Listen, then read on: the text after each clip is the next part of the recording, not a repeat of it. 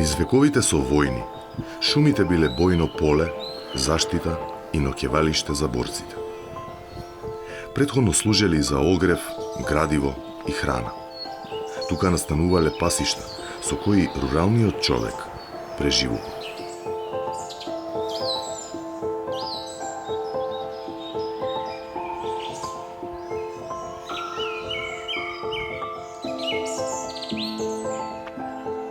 Денес, како што човекот ги напушта дивите предели, така без неговото влијание, шумите се враќаат во својата првобитна состојба. Диви, своји и слободни. Сепак се случуваат промени. Природните закони на екосистемите, забрзани со климатските промени, силно влијаат и на состојбата на овие посебни живеалишта, предели тесно врзани со човековата историја, култура и традиција.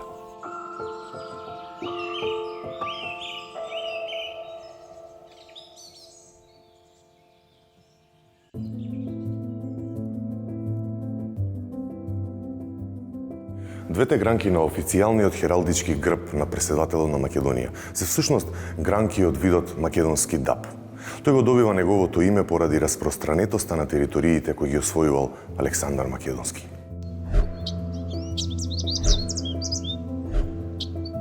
Официјалното латинско име Тројана укажува на подрачјето на легендарниот град Троја. Овој даб расте доста споро, што гарантира дека неговиот квалитет е многу подобар од брзорасните шуми, кои даваат големи количини на дрво, но без соодветен квалитет. Македонскиот даб има и религиозно значење. Тој се употребува како бадниково гранче и е символ на долговечноста и истрајноста. Освен македонскиот даб, во Македонија има уште 6 други видови од ова дрво, со многу подвидови и хибридни форми. И токму затоа во науката е позната како земја на дабовите. Богатата галичица ги содржи во себе сите досега утврдени дабови видови во Македонија, но се среќава и на сите наши планини каде ги има поволните услови за раст – топлина, светлина и суви услови. Сепак, дрвото кое е најопеан и најпрепознатливо во нашата култура е моликата.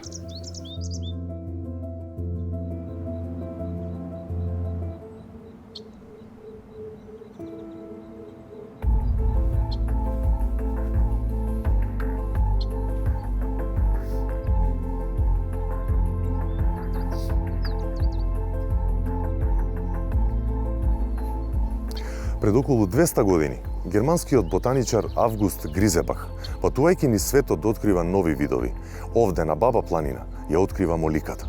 Од тогаш таа станува интерес на светските научници и почнува да се одгледува низ парковите во Европа. Иако моликата е заштитен знак на Националниот парк Пелистер и најпрепознатлив дрвенест вид во Македонија, таа може да се сретне насекаде во регионот и представува балкански ендемит.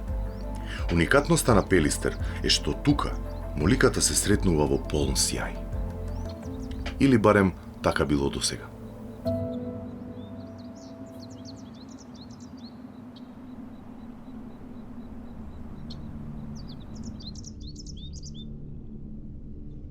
Во моликовите шуми овде на Пелистер, младите стебла стануваат се поретки, додека старите стебла полека исчезнуваат.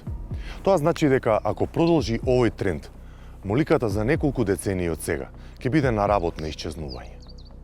Ова повлекување се случува во строго заштитен предел и од тука се поставува дилемата дали сево ова е природен процес.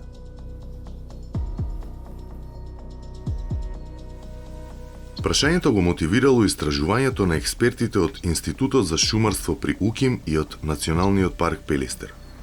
Зоран Пројчевски е еден од вработените кои секојдневно се на терен и од блиску го следат процесот на бавната замена на моликата со ела. Биолошките карактеристики допринесуваат за тој процес, односно моликата е светлолюбив вид, сака светлина, а во старите моликови шуми приземната вегетација е сочината од густ папрат и со генеративно размножување не е заприметен полник од млада моликова шума. Процесот се случува во последниве 50 на години. За сметка на тоа, елата како сенкоподнослив вид ја истиснува моликата и во иднина на овие места каде што е старата моликова шума би дошол врвен, односно краен стадиум на Буково-елова шумска заедница. Климатските промени секако дека влијаат врз процесот на сукцесија на моликата, односно со зголемување на температурата, се губи виталноста на моликата и моликата е подлежна на влијание на штетни инсекти и габи. Секако тоа не е приоритет на паркот, поради тоа што една од главните причини за прогласување на паркот е моликата. За таа цел е изработена студија за ревитализација на старите моликови шуми.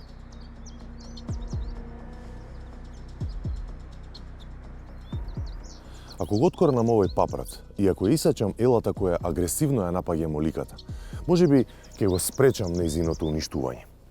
Се разбира, тоа не можам да го направам затоа што ова е строго заштитен регион, каде што секоја интервенција е строго контролирана. Затоа од Националниот парк Пелистер направиле опитни реони каде што овие интервенции се дозволени. И тука ја полагаат својата надеж за спас на старата моликова шума.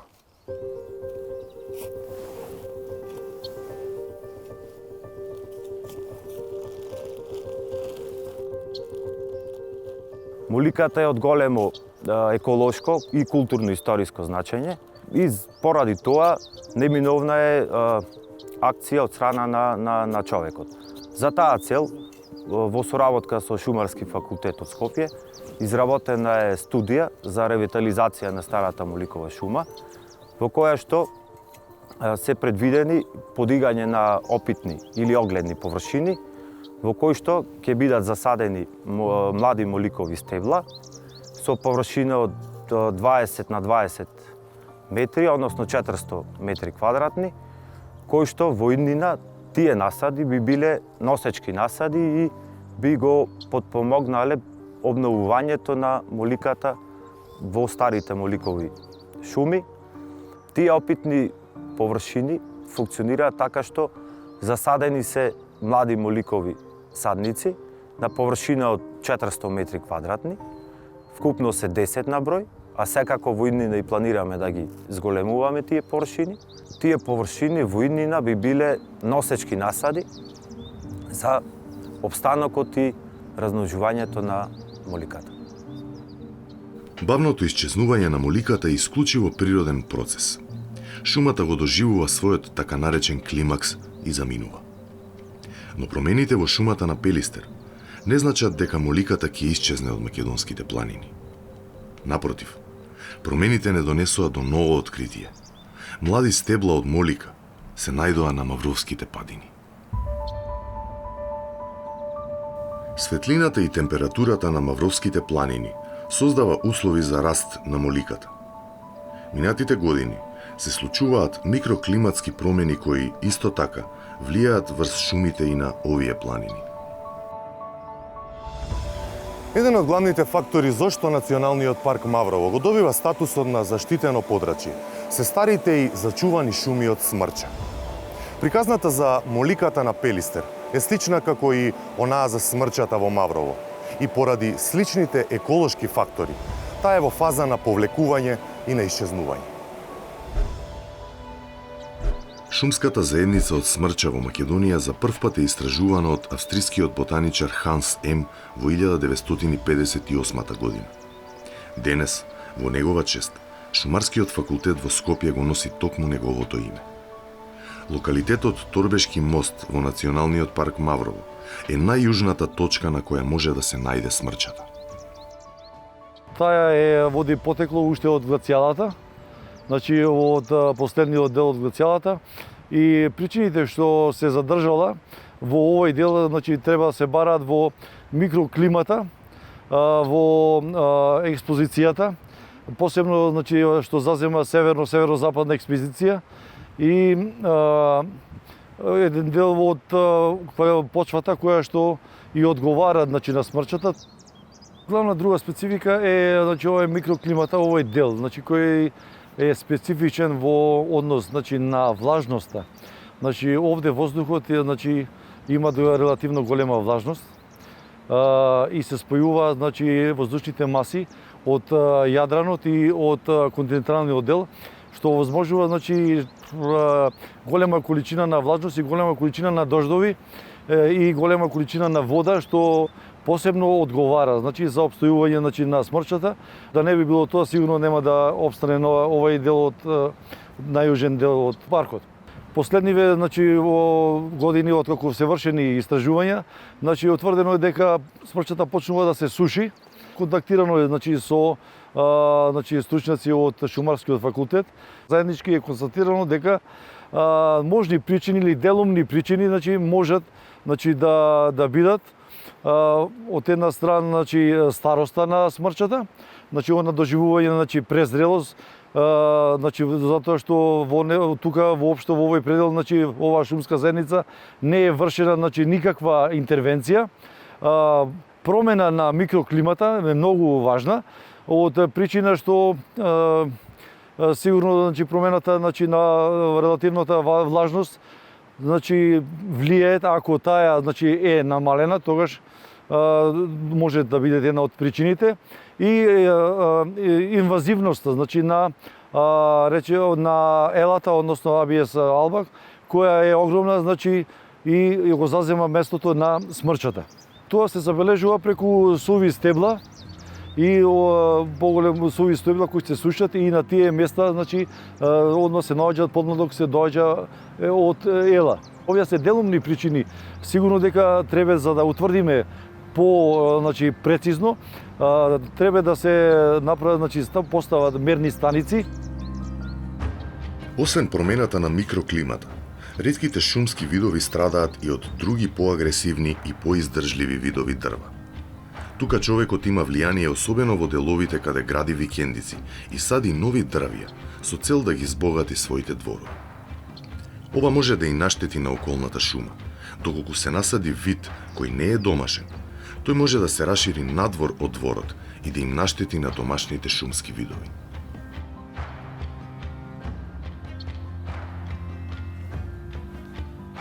Внимателно одбраните дрвја во дворовите на викендиците се клучот за соживот помеѓу човекот и шумата.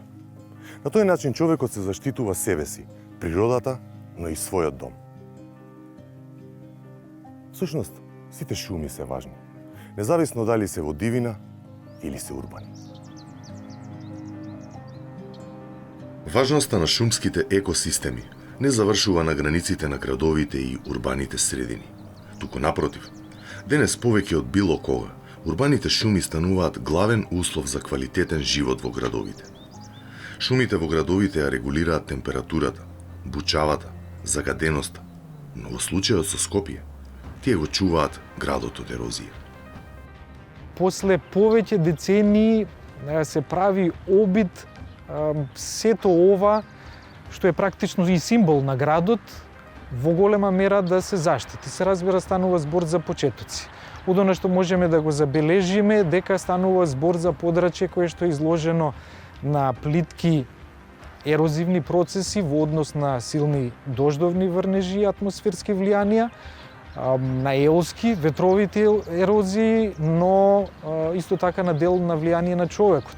Изборот на видови кои што може да се засадат на една ваква површина, исклучително сушен, сув терен, со неповолна позиција во однос на сончевото загревање, географската положба, значи дека треба да внимаваме на сите можни еколошки фактори за да го постигнеме оно што сме го замислиле. Конечно, зачувување на една специфична површина која што не дозволува многу импровизации, па поради тоа мора да се согледа сето она што не обкружува и каква растителност веќе постои, па да можеме да искористиме таа за да помогнеме во реализација на овие процеси. Тоа се нашите автохтоните, домородните видови растенија.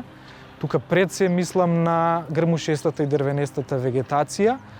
Тоа значи дека првата година е особено важна. Зборуваме за подрачје кое што природно има недостаток од вода, а со помош на надворешни влијанија сето тоа може да изгледа застрашувачки, односно да биде опасно за животот на граѓаните и воопшто за животната средина.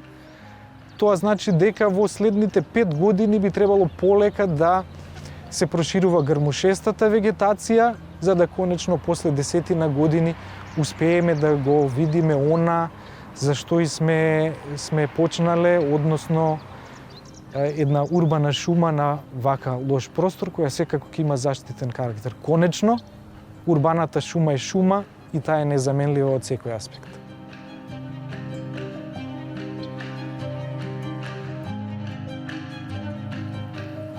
Голиот рид над градот е можна опасност за населението и само со негово пошумување можеме да се спасиме од ерозија. Човекот ги барал за крилата во шумата, но треба да знаеме колку можеме да земеме од неа, за да можеме да ја возвратиме.